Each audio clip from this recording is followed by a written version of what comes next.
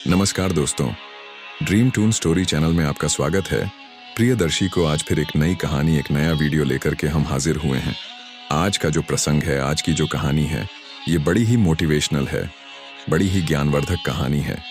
प्रिय दर्शकों, ये कहानी है राजा का धर्म और वीरवर की कुर्बानी। प्रिय दर्शकों, कहानी शुरू करने से पहले अगर आप हमारे चैनल पर पहली बार आए हो तो चैनल को सब्सक्राइब करें, बेल आइकन को भी दबा दें और अच्छे कमेंट किया करें ताकि हर आने वाली वीडियो का नोटिफिकेशन आप तक पहुंच सके। चलिए शुरू करते हैं आज का यह प्यारा सा वीडियो, प्यारा सा कहानी। प्रिय दर्शकों, विक्रमादित्य बेताल को फिर से साथ लेकर चल दिए। बेताल ने कहा, यमुना नदी के किनारे धर्मस्थान नाम के एक गांव में एक ब्राह्मण का परिवार रहता था। ब्राह्मण की एक बेहद सुंदर लड़की थी जो कि शादी के योग्य हुई तो ब्राह्मण उसके लिए लड़का ढूंढने चला गया। एक रोज ब्राह्मण का बेटा भी कहीं बाहर गया हुआ था, तभी उनके घर एक लड़का आया। ब्राह्मण की पत्नी ने उसके रूप और गुणों को देखकर उससे कहा कि मैं मेरी बेटी की शादी तुमसे करूंगी। ब्राह्मण को भी एक दूसरा लड़का मिल गया और उसने उस लड़के को भी यही वचन दे दिया। उधर ब्राह्मण का लड़का जहां पढ़ने गया था वहां वह एक लड़के से यही वादा कराया। जब तीनों को यह बात पता चली तो तीनों सोच में पड़ गए। अगले ही दिन लड़की को सांप ने काट लिया और वह मर गई। उसके बाप भाई और तीनों लड़कों ने बड़ी भाग दौड़ की झड़ झाड़ने वालों को बुलाया, पर कोई नतीजा ना निकला। सब अपनी अपनी करके चले गए। दुखी होकर वे सभी उस लड़की को शमशान में ले गए और क्रियाकर्म कराए। तीनों लड़कों में से एक ने तो उसकी हड्डियां चुन ली और फकीर बनकर जंगल में चला गया। दूसरे ने राख की गठरी बांधी और शमशान में ही झोपड़ी बनाकर रहने लगा। तीसरा योगी होकर देश देश घूमने लगा। एक दिन की बात है, वह तीसरा लड़का घूमते घूमते एक नगर में पहुंचा और एक ब्राह्मणी के घर भोजन करने बैठा। जैसे ही उस घर की ब्राह्मणी भोजन परोसने आई कि उसके छोटे लड़के ने उसका आंचल पकड़ लिया।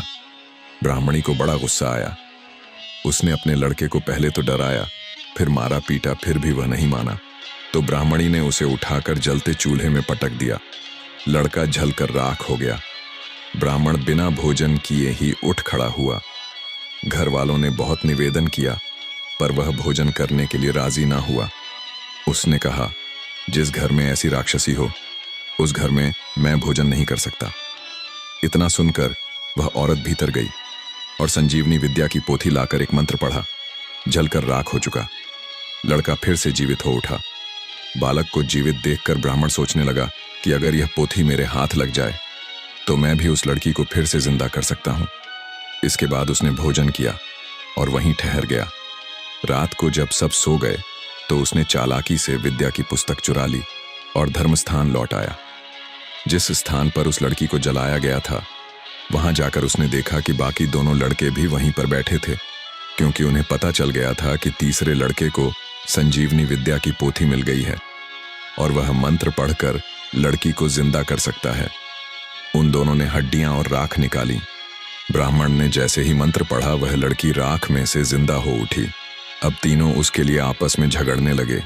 इतना कहकर बेताल बोला, राजा बताओ कि वह लड़की किसकी स्त्री होनी चाहिए। राजा ने जवाब दिया, जो वहां कुटिया बनाकर रहा उसकी। बेताल ने पूछा, क्यों? राजा बोला, जिसने हड्डियां रखी वह तो उसके बेटे के बराबर हुआ। जिसने विद्या सीखकर जीवन दान दिया वह बाप के बराबर हुआ। जो राख लेकर रमा रहा वही उसका हकदार है। राजा का यह जवाब सुनकर बेताल फिर से पेड़ पर जा लटका। विक्रमादित्य बेताल को फिर से साथ लेकर चल दिए। बेताल ने कहा, मैं तुम्हें दूसरी कहानी सुनाऊंगा। सुनो राजन। वर्धमान नगर का राजा रूपसेन न्यायप्रिय और दयालु था। प्रजा उसके शासन में सुखी थी। एक रात राजा अपने महल में सो रहा था जब उसे मरघट की ओर से किसी के रोने की आवाज सुनाई दी। आवाज इतनी हृदय विदारक थी कि राजा का मन अशांत हो उठा। उसने अपने वफादार योद्धा वीरवर को बुलाया। वीरवर, जो दिन में गरीबों की सेवा करता था और रात में राजा की चौकीदारी, तुरंत हाजिर हुआ। राजा ने कहा, वीरवर, जाओ और पता लगाओ कि इस वक्त कौन रो रहा है और क्यों। वीरवर ने सिर झुकाकर आज्ञा स्वीकार की और तलवार लेकर मरघट की ओर चल पड़ा। मरघट पहुंचकर वीरवर ने देखा कि एक सुंदर स्त्री जो गहनों से सजी थी कभी नाचती, कभी सिर पीटती और कभी रोती। लेकिन उसकी आंखों से एक भी आंसू नहीं गिरा। वीरवर ने साहस जुटाकर पूछा, हे देवी, तुम कौन हो और इस तरह क्यों विलाप कर रही हो? स्त्री ने कहा, मैं राजलक्ष्मी हूं। मैं राजा रूपसेन के महल में रहती थी, लेकिन वहां खोटे काम होने लगे हैं। अब मैं इस राज्य को छोड़कर जा रही हूं।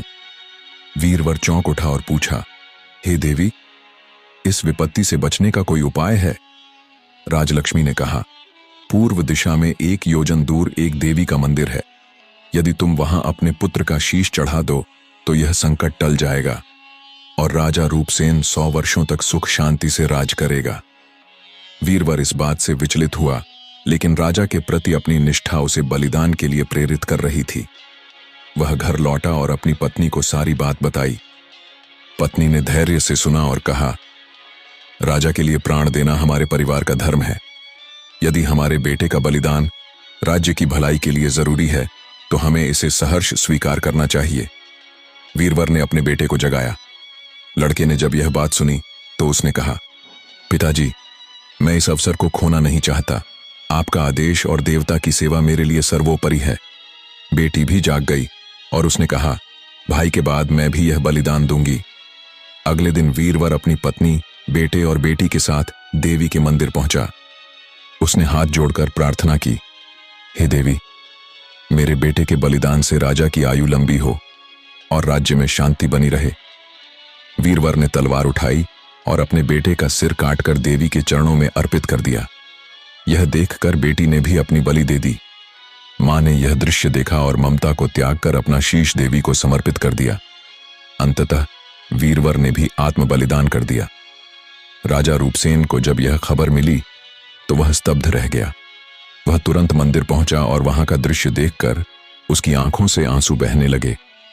उसने अपनी तलवार निकाल ली और कहा, ऐसे राजा होने का क्या लाभ जिसके कारण इतना बड़ा त्याग करना पड़े।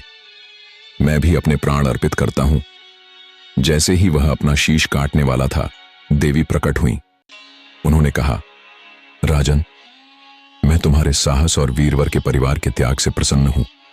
देवी ने वरदान दिया और वीरवर, उसकी पत्नी, बेटे और बेटी को जीवित कर दिया। राजा और वीरवर का परिवार देवी का आशीर्वाद लेकर महल लौट आए। राजलक्ष्मी भी राजा रूपसेन के महल में वापस आ गई और राज्य में सुख शांति स्थापित हुई। यह घटना राजा और प्रजा के बीच संबंधों का सबसे बड़ा उदाहरण बनी। वीरवर और उसके परिवार का त्याग, राजा की आत्मग्लानि और देवी की कृपा ने सबको यह सिखाया कि धर्म, निष्ठा और बलिदान के मार्ग पर चलने से ही सच्चा सुख प्राप्त होता है। आगे क्या हुआ जानने के लिए चैनल को सब्सक्राइब जरूर करें। हेलो दोस्तों, हम आपके लिए लाए हैं एक नई कहानी। इतिहास की सबसे खूबसूरत महिला आम्रपाली, जिसकी सुंदरता से ही गांव के सभी पुरुष उसके दीवाने हो जाते। वह जिस भी गली से जाती एक सुंदरता की लहर छोड़ जाती। यह कहानी देखने के लिए हमारे चैनल पर क्लिक करें और इतिहास की सबसे खूबसूरत महिला वाली वीडियो देखें। मिलते हैं फिर एक नई कहानी के साथ।